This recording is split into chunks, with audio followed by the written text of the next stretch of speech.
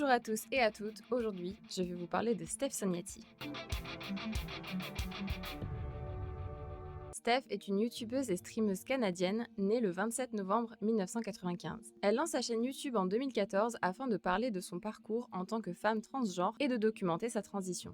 La première vidéo disponible sur sa chaîne actuellement est celle où elle parle de son syndrome de Waardenburg. Alors je suis pas sûre que je le prononce correctement donc je vais vous l'écrire ici, voilà, comme ça vous savez. Et ce syndrome est une maladie génétique qui peut causer une surdité ou une dépigmentation des cheveux, de la peau et de l'iris. À cause de ça, Steph est donc sourde de l'oreille gauche et a de grandes mèches blanches à l'avant de son visage ainsi que des yeux très bleus, légèrement plus espacés l'un de l'autre que la normale, ce qui est aussi une caractéristique de ce syndrome. Mais Steph arbore ses particularités physiques avec fierté. Elle avait d'ailleurs demandé expressément au chirurgien lors de sa chirurgie de féminisation faciale qu'il ne touche pas à toutes ses caractéristiques physiques liées au syndrome de Waardenburg. Et petite anecdote au passage, je tiens à préciser que si je suis en Corée, c'est indirectement grâce à Steph. Parce que ça fait très longtemps que je la suis et je m'informais grâce à elle sur le sujet de la transidentité. Du coup, l'algo YouTube s'est dit on va te recommander plein de vidéos en rapport avec ça et je me suis retrouvée à regarder une cover de danse d'un jeune homme transgenre sur une musique de EXO. Et j'ai commencé à stan EXO avant d'aller au Japon. Et il est possible que ce soit grâce à ça que j'ai passé ma vie dans le quartier coréen à Tokyo, que je me sois fait des potes coréens et que j'ai fini en Corée. Voilà, je suis indirectement tombée dans la K-pop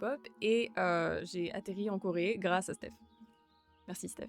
Bref, si je vous parle d'elle aujourd'hui, c'est parce que je trouve que c'est une personne chouette et qui a un parcours très intéressant. Steph a commencé sur YouTube, comme je l'ai dit, pour documenter sa transition et parler de la transidentité. C'était l'une des premières sur la plateforme à le faire à l'époque et vu le harcèlement et l'ignorance qu'il y avait autour de ce sujet back in the days, se lancer sur internet pour parler de ça, c'était très courageux de sa part. Elle proposait à l'époque des vidéos variées et complètes sur sa prise d'œstrogène, ses opérations et sa vie en tant que personne trans. À côté de ça, c'est une personne passionnée par la mode et le maquillage, et ces deux sujets ont également été récurrents sur sa chaîne YouTube. Et encore maintenant, sur son Twitch, son Instagram et globalement tous ses réseaux sociaux. Après quelques temps et quelques soucis personnels, elle s'est un peu détachée de YouTube afin de migrer sur une plateforme lui permettant de renouer avec une autre de ses passions, les jeux vidéo. Parce que oui, Steph joue depuis très longtemps à World of Warcraft, le meilleur MMORPG, je veux rien entendre. Non, je veux rien entendre.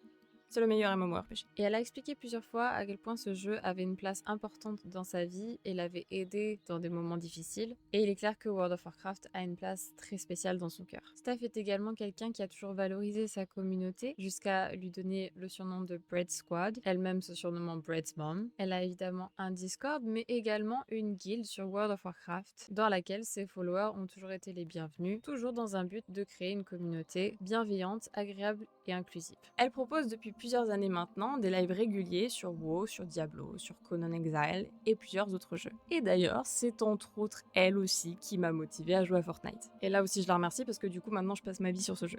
Steph, c'est également quelqu'un que j'apprécie pour ses valeurs. Parce que comme je vous l'ai dit, c'est une représentante active de la communauté transgenre qu'elle a toujours défendue avec ardeur, mais elle défend les droits LGBT+, d'une manière générale. Elle prend également souvent la parole sur les droits des femmes, le féminisme, mais aussi un sujet très important, la santé mentale. Elle parle sans tabou de ses propres galères de ce côté-là et je trouve ça hyper important quand on sait à quel point la santé mentale, même en 2024, est un point qui est négligé par plein de gens et qui est encore diabolisé de fou. C'est quelqu'un qui a des plateformes très safe place et good vibes. Elle n'hésite pas à discuter avec sa communauté, à parler à cœur ouvert et à donner des conseils. Sa dernière vidéo, How Do We Move Forward, est d'ailleurs très intéressante et très touchante et elle m'a confortée dans l'idée que j'avais envie de parler d'elle aujourd'hui. Donc n'hésitez pas à aller la voir, je vous mettrai le lien dans la description. Niveau accomplissement, Steph travaille régulièrement avec des marques ou des sponsors lui permettant d'exprimer sa créativité artistique comme il est possible de le voir sur son Instagram qui est bourré de ses photos montrant ses plus beaux make-up. Et croyez-moi, elle a un certain talent de ce côté-là. Et en 2024, elle a rejoint sur Twitch le groupe Twitch Women's Guild qui a pour but de fournir un espace privé et safe pour les femmes sur Twitch, d'améliorer leur visibilité et de leur fournir plus d'opportunités et de ressources nécessaires à leur évolution personnelle et professionnelle. Donc en gros, c'est juste un projet beaucoup trop cool.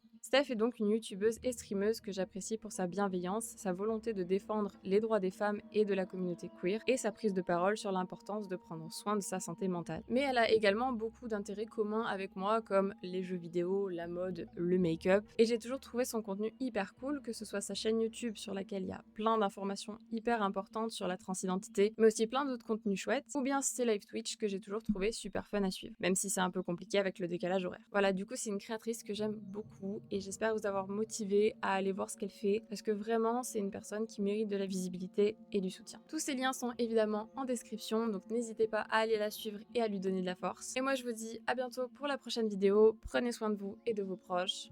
Bye bye!